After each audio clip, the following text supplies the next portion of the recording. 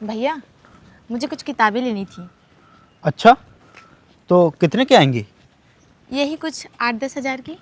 अच्छा। भैया, मेरे एग्ज़ाम आने वाले हैं, उसमें भी आपका काफ़ी खर्चा होगा। अरे तो तू क्यों परेशान हो रही है? तेरा भाई है ना, सारे खर्चे मैं देख लूँगा। ठीक है, तू बस मन लगा के पढ़ाई कर। रवि, मैंने अपील कर दी है ये वाली रोड पूरी बनवाने की। वो जो आगे वाला गांव है बरकताबाद, वहाँ तक ये पूरी रोड जाएगी। अब देखो 1-2 दिन में बजट पास हो जाएगा और फिर दिक्कत ख़त्म हो जाएगी। बारिश के समय यहाँ बहुत ही पानी भर जाता है, गांव वालों को आने जाने में बहुत ही दिक्कत होती है। अच्छा, ये जो ट्यूबवेल है ये अभी पानी सही दे रहा है ना? अरे प्रधान जी, नमस्ते प्रधान जी। नमस्ते नमस्ते प्रदीप, और बताओ क्या हाल है? मैं ठीक हूँ प्रधान जी। और प्रधान जी, आपसे कुछ काम था। हाँ बताओ, क्या काम है? और प्रधान जी, मेरी बहन पढ़ाई कर रही ना, तो इसके लिए किताबें लानी है और कुछ फीस भी जमा करनी है, तो इसीलिए कुछ पैसे चाहिए थे आपसे। हाँ वो बात तो ठीक है, लेकिन प्रदीप तुम्हारी बहन अब शादी करने के लायक हो गई है। पढ़ाई वढ़ाई छुड़वाओ इससे और कोई अच्छा लड़का देख के शादी कर दो इसकी। वो बात तो ठीक है प्रधान जी, लेकिन मेरी बहन पढ़ने में बहुत अच्छी है, तो इसीलिए मैं सोचता हूँ कि ये पढ़ लिख कर कुछ बन जाएगी तो हमारी गरीबी दूर हो जाएगी। अच्छा अच्छा, हाँ ये बात तो है। रुको, हेलो, हाँ मिश्रा जी। अच्छा ठीक है मिश्रा जी, मैं पहुँच रहा हूँ 1 घंटे में। ठीक। प्रदीप, ऐसा करो तुम कल घर पे आ जाओ, वहीं बात हो जाएगी। वो क्या है ना कि मुझे अर्जेंट अभी निकलना है। ठीक है प्रधान जी, नमस्ते। नमस्ते, आ जाओ। चलो भाई। अरे भैया, वो जो अपने गांव से सहजानपुर के लिए रास्ता गया है, उसके रोड का टेंडर पास हो गया है, वो भी पूरे 30 लाख रुपए का। चलो, ये तो बहुत अच्छा हुआ। मैं इसके लिए बहुत ही दिनों से मेहनत कर रहा था। आखिरकार सरकार ने मेरी और गांव वालों की बात मान ही ली। और अभी तुम एक काम करो, तुम कल से ही रोड का काम शुरू करवा दो और जितना भी पैसा आया है वो सबका सब रोड में लगा दो। रोड 1 नंबर की बननी चाहिए, अच्छी क्वालिटी की। अरे भैया, आप ये कैसी बातें कर रहे हैं? अगर हम रोड अच्छी बनवाएंगे तो वो ख़राब कैसी होगी? और अगर वो ख़राब नहीं होगी तो अगली बार हमारा टेंडर कैसे पास होगा? इसलिए आप मेरी बात मानिए, रोड में सिर्फ हम 10 लाख रुपए लगा देते हैं और बाकी का पैसा हम अपने जेब में रख लेते हैं। ये कैसी बात कर रहे हो तुम? मैं ऐसा कभी नहीं करूँगा। गांव वालों ने मुझे इसलिए चुना है ताकि मैं उनके लिए हमेशा ईमानदार रहूं। ऐसा काम करूं जो सालों साल तक चले, जो सालों साल तक याद रखा जाए। मैं गांव वालों के साथ ऐसा बिल्कुल भी नहीं कर सकता। मैं सबके सब पैसे लगाऊंगा रोड में। भैया, अगर हम इस तरह से ईमानदारी दिखाएंगे तो फिर हमारे पास क्या बचेगा? तुम मुझे ज़्यादा ज्ञान मत दो, मुझे अच्छे से पता है कि मुझे क्या करना है और क्या नहीं। और भगवान ने मुझे जितना दिया है मैं उतने में ही खुश हूँ, मुझे ज़्यादा नहीं चाहिए, समझे तुम? और हाँ, तुम कल ही सामान गिरवाओ, जाओ। ठीक है भैया।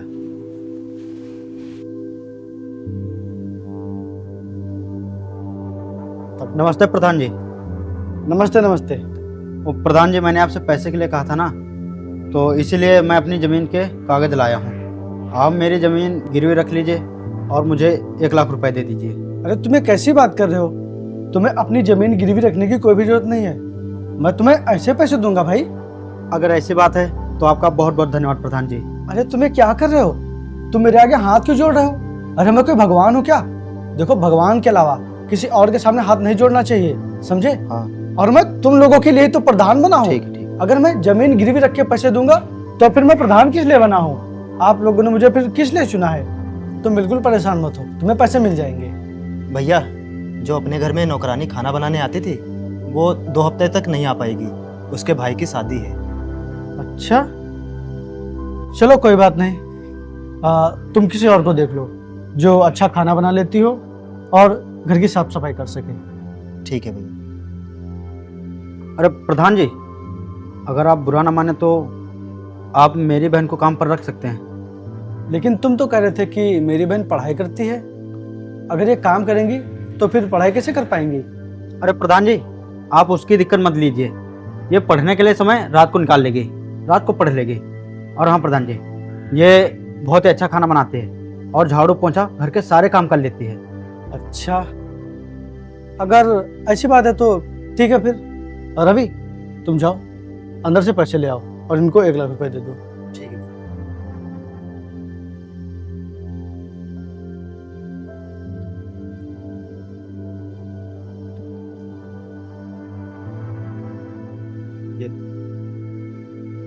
आपका बहुत बहुत धन्यवाद प्रधान जी। क्या यार, तुम फिर हाथ जोड़ रहे हो? मैंने तुमसे कहा ना कि भगवान को छोड़कर किसी और के सामने हाथ नहीं जोड़ना चाहिए। ये मत किया करो तुम। अच्छा ठीक है, मैं चलता हूँ। वो बहन को कल कितने बजे भेजूँ? 7 बजे तक भेज देना। ठीक है प्रधान जी, मैं चलता हूँ। नमस्ते। ठीक। आओ बहन। हेलो।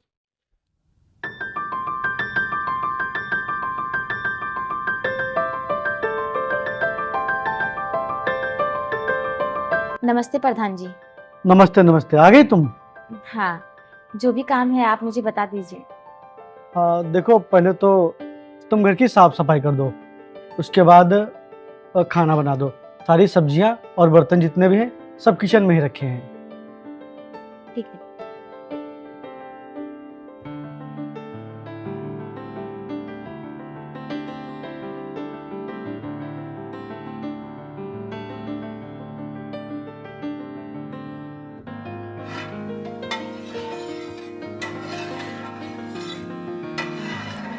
अरे काजल, वो मेरे कपड़े पड़े हैं छत पे, सूख गए होंगे, जरा तुम उनको उतार लाओ।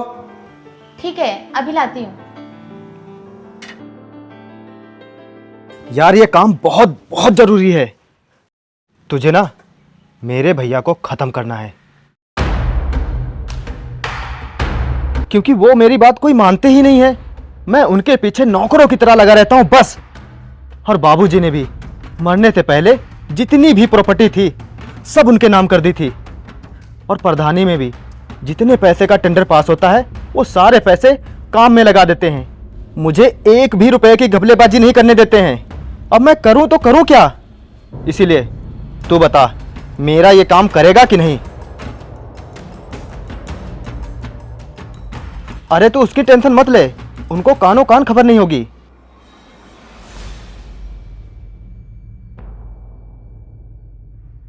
नहीं कर पाएगा? ठीक है।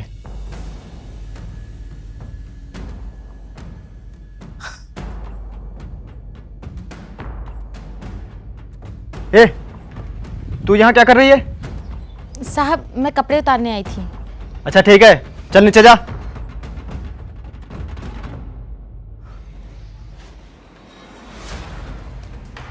अब मैं क्या करूं? किसे ढूंढूं जो मेरा ये काम करे और जिसको पैसों की जरूरत हो?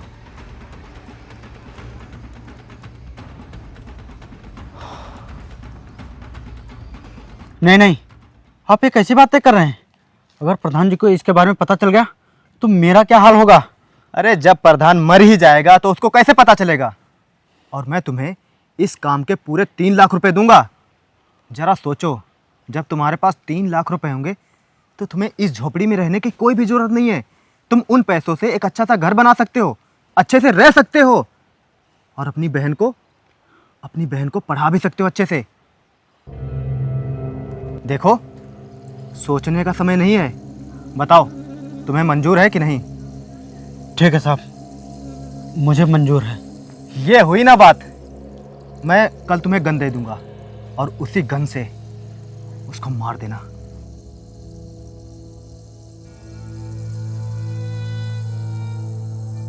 क्या? तुम पागल हो क्या? तुम ये क्या बोल रही हो? मेरा भाई ऐसा कभी नहीं कर सकता। मैं सच कह रही हूँ साहब, मेरी बात का यकीन कीजिए। मैंने अपनी आंखों से देखा था छोटे मालिक को किसी से बात करते हुए, आपको मरवाने के लिए। जब उससे बात नहीं बनी तो उन्होंने मेरे भैया से बात की और मेरे भैया पैसों की लालच में ये काम करने के लिए तैयार हो गए। नहीं, ऐसा कभी नहीं हो सकता। तुम हम दो भाइयों को लड़वाने के लिए ऐसा बोल रही हो ना? साहब, मुझे क्या मिलेगा आप दोनों भाइयों को लड़वा के? मैं तो आपके भले के लिए कह रही हूँ। अगर आपको कुछ हो गया तो इन गांव वालों का क्या होगा? हम जैसे गरीबों का क्या होगा? साहब, बस एक बार आप मेरी बात का भरोसा कर लीजिए, उसके बाद सच्चाई खुद आपके सामने आ जाएगी।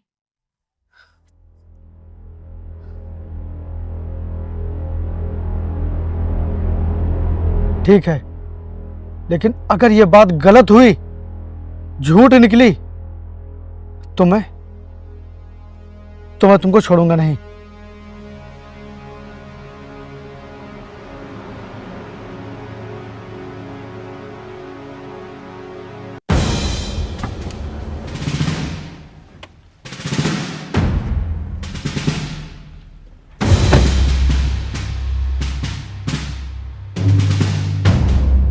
कौन है तू?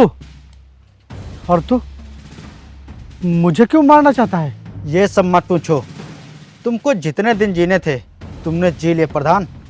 अब तुम ऊपर जाओ।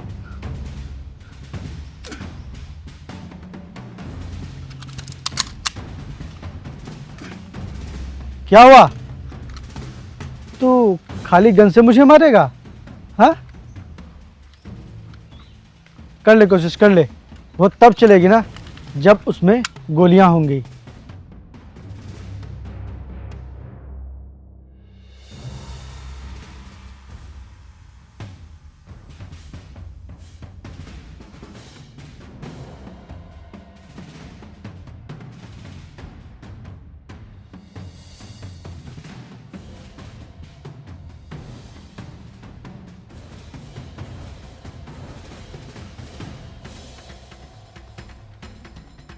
और तूने क्या सोचा?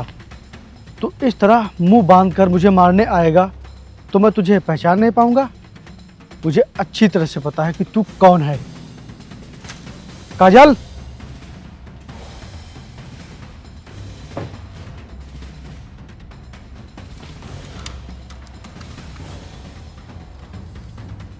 मैंने तेरी कितनी मदद की, तुझे पैसे दिए, तेरी बहन को काम पर रखा, और जब भी तेरा कोई काम फंसता है तो मैं मना नहीं करता हूँ, लेकिन उसके बावजूद भी तू पैसों के लालच में आके आज मुझे मारने आया है। भैया, अब चेहरा छुपाने से सच्चाई नहीं छुपेगी। अब अच्छा यही होगा कि आप अपना चेहरा खोल दें।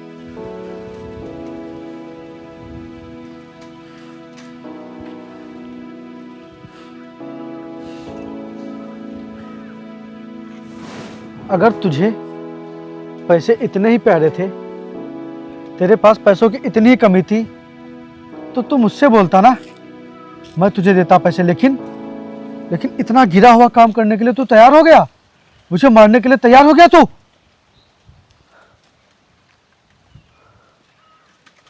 चल, तू जल्दी से रवि के पास फोन कर और बोल कि तूने मुझे खत्म कर दिया है। मिला फोन।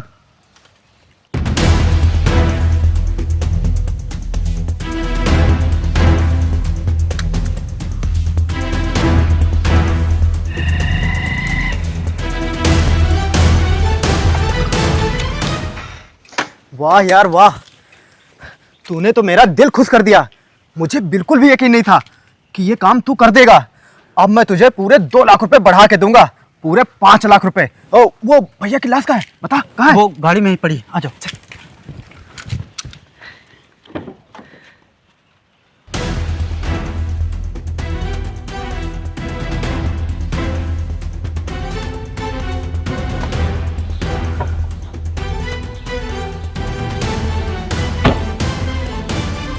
क्या हुआ? मुझे इस तरह जिंदा देखकर तेरे होश क्यों उड़ गए? हाँ, बोल। तेरी सच्चाई के बारे में मुझे पहले ही पता चल गया था।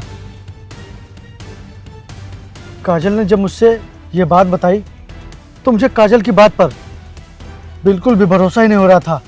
मैं भरोसा कर ही नहीं पा रहा था। लेकिन जब आज मैंने अपनी आंखों से देखा तब मुझे यकीन हुआ कि तू ऐसा भी कर सकता है। हाँ, पैसों के लालच में आके, प्रॉपर्टी के लालच में आके तूने आज मुझे मरवाना चाहा। भाई, मुझे तुझसे ये उम्मीद नहीं थी, ये उम्मीद नहीं थी भाई। अगर तू मुझसे एक बार बोलता कि भैया आपके साथ रह के मुझे नौकरों वाली फीलिंग आती है और आप मुझे पैसे नहीं देते हैं और प्रॉपर्टी पूरी आपके नाम है तो मुझे दिक्कत होती है, तो भाई मैं पूरी प्रॉपर्टी तेरे नाम कर देता, तुझे सब पैसे दे देता। लेकिन तूने आज मुझे मरवाना चाहा। तू आज मेरी नज़रों में बहुत ही गिर गया है। मेरी नज़रों में आज तेरी कोई भी वैल्यू नहीं बची है, कोई भी वैल्यू। मैं पूरे भरोसे के साथ टेंडर का काम करने के लिए तुझे सौंपता था ताकि तू पूरी ईमानदारी से काम करे, लेकिन तेरी नीयत में तो बहुत ही खोट था। तू हमेशा बस घपलेबाजी करने की सोचता था। हाँ, गांव वालों के साथ अन्याय करने के बारे में सोचता था, लेकिन मेरे होते हुए ऐसा कभी हो ही नहीं सकता। कोई गांव वालों के साथ अन्याय कर ही नहीं सकता। और तूने भी पैसों के लिए अपना ईमान इतना गिरा दिया है कि अब तेरी बहन की नज़र में भी तेरी कोई भी वैल्यू नहीं बची है। हाँ भैया, मैंने आपको मना किया था कि आप ऐसा मत करिए, फिर भी आपने मेरी बात नहीं मानी। और मेरे भाई, अगर तुझे ऐसा लगता है कि मैं सारी प्रॉपर्टी पर अकेले राज कर रहा हूँ, तो तेरी ये सोच बहुत ही गलत है यार, बहुत ही गलत है। मैं जो कुछ कर रहा हूँ वो तेरे लिए भी तो कर रहा हूँ। आखिर तू मेरा भाई है, लेकिन तूने मुझे भाई नहीं समझा। अगर तूने मुझे भाई समझा होता तो तू इतनी गिरी हुई हरकत करने के बारे में कभी सोचता ही नहीं।